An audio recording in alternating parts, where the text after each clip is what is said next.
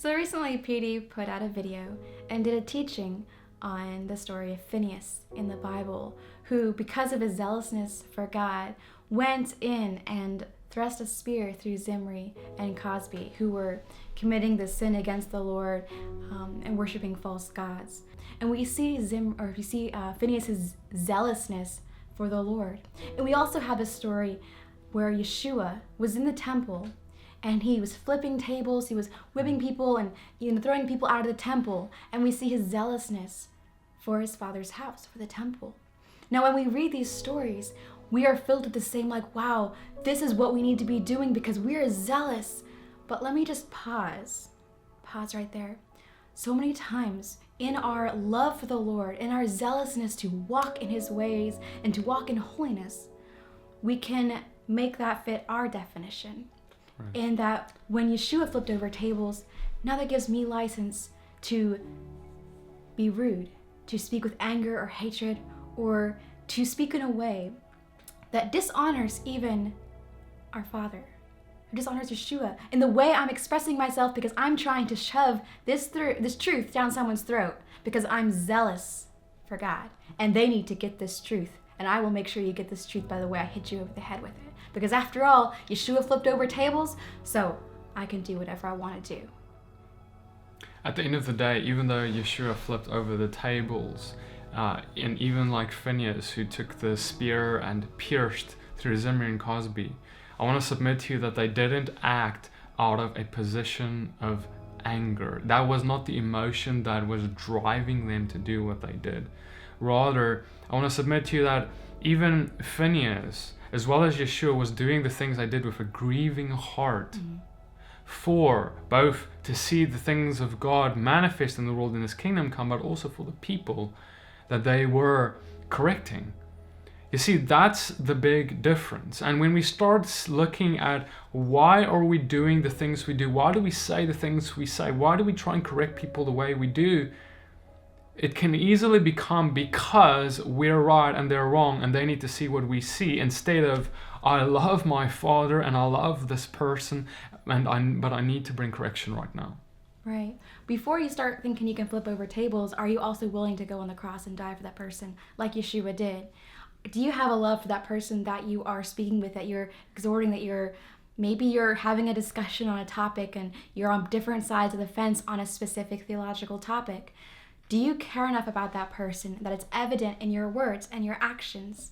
Because that is when Yeshua shines through you, that they see your humility and your zeal for him and who he is, his character, which is that they will see the truth, not through our own self-righteousness that we can easily step into because we're so zealous that we have it and it becomes our righteousness instead of his righteousness. It becomes our truth that we need to make sure that person gets, and we will make sure they get it through our words that are spoken without love, that are spoken in irritation, anger, pride. All these things are arrogance, and the way we're conveying it is not the way we should if we are to walk as Yeshua walked. He came to give correction, of course. So the love we're talking about is not this wishy-washy kind of Western culture, everything is acceptable and it's like this hippie kind of love. That is not the love that we are talking about at all. The kind of love that Yeshua walked in was a sacrificial love that came to bring truth in a way that was serving those who did not know the truth. It came to bring them life and life abundantly. So are your words bringing life?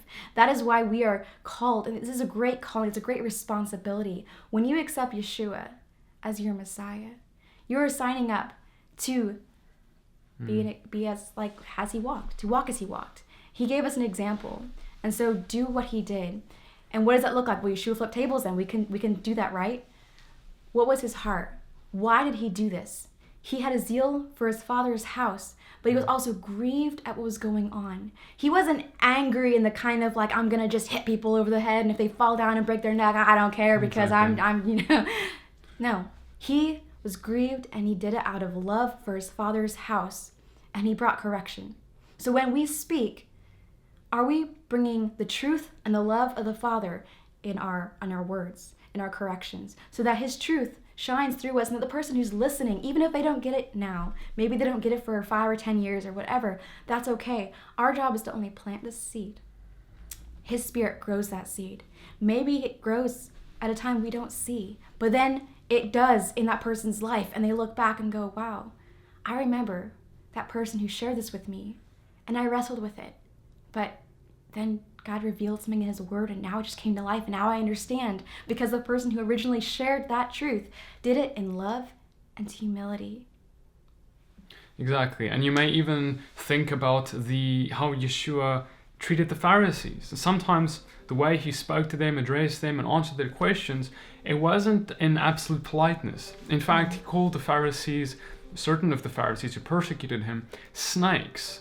He called them this. And when you think about that, you can think, like we started this video, oh, well, that means I can call anyone who doesn't agree with me a snake. Even if, I'm right and they're wrong. I'm biblically right and they're wrong. Therefore, anyone who disagrees with me is a snake.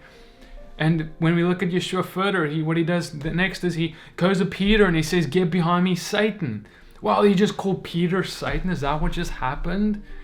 No, there's something deeper. You see, Yeshua wasn't actually calling the man, the physical Pharisee man standing in front of him, the person. He didn't call that person the snake. He called the demon inside a snake. He didn't call Peter Satan. He called Satan in Peter Satan. And what I mean by that is that Yeshua was able to understand that his battle was not against flesh and blood, but against principalities and higher powers of this present dark age. In other words, there are demons that work through people, and Yeshua had the discernment to look into someone's eyes, and in the moment know that this is not Peter saying this. This is not this Pharisee. Even the Pharisees, God created. Even the Pharisees are God's children. Those Pharisees who persecuted Yeshua, those are God's children. Yeshua loved them as they stood before him and persecuted him, because he understood that his battle was not against this person, but against the demonic force behind the persecution.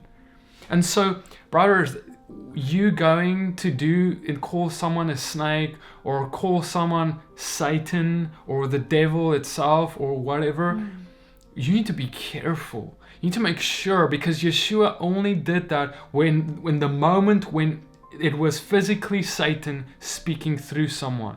For example, when Peter said what he said, it was actually to demotivate Yeshua from getting on the cross. That was because Satan was trying to stop him from dying for the world. And that's what why Yeshua looked Peter in the eyes and said, get behind me, Satan. And Peter knew thereafter that he recognized that my Messiah wasn't speaking to me, he was speaking to who I was speaking from, who was speaking through me to try and get to him. Of course, Peter understood that later. And so we need to be careful in that way too, to not just, we want to be like Yeshua, we want to be zealous for him. That's great, that's awesome. But we must be careful and understand that our battle is not against this person. So you need to answer people and talk to people when you talk to people, and you need to talk to the devil when you talk to the devil, which is a different case, a different situation. Right. When you have the spirit of discernment, because Paul talks about it, having the gifts of the Spirit, and one of those being the gift of discernment. And when you have that intimate relationship with the Father and you desire these gifts, you will receive this gift of discernment to know this is the enemy speaking. And even if it's through a person, that you will address who is speaking with the way it needs to be addressed. There's been times when PD has had to address the demon that was speaking through someone, and even cast that demon out, because it was the demon speaking and it was not that person. But in the same way, when we are addressing people, we are addressing them like Yeshua. So what did Yeshua do, as PD was just sharing? How did he address people? A lot of people, it would be maybe the same question, but two different people would ask it and it would be answered differently. Right. So whoever asks the question, you need to answer the person. Don't just answer the question. You can have, like Christine said, the same question asked by two totally different people, but you answer them differently based on who asks the question. We need to answer people, not just questions. We can easily start wanting to answer questions to show people how smart we are, how much revelation we have, all these things. No. God calls us to love on people, answer instead of just answering the question that they have. Behind every question is a person and a reason why they asked the question in the first place. Right. And so we need to have all this information in our minds when we answer questions, so we can answer them, and then answer them in gentleness, kindness, patience. Yes. And that's what Yeshua did. With the woman at the well, he answered in patience. All these people who came to him, he answered in gentleness and patience. So, guys, we hope that this short teaching has blessed you and encouraged you to walk more like he did and to love like he loved. Because that is what we are called to do, to love each other as he loves his bride. Love, show the world this is who we are. We are his disciples, and they will know it by the love we have. Right, may God bless you and keep you. Shalom. Blessings and shalom.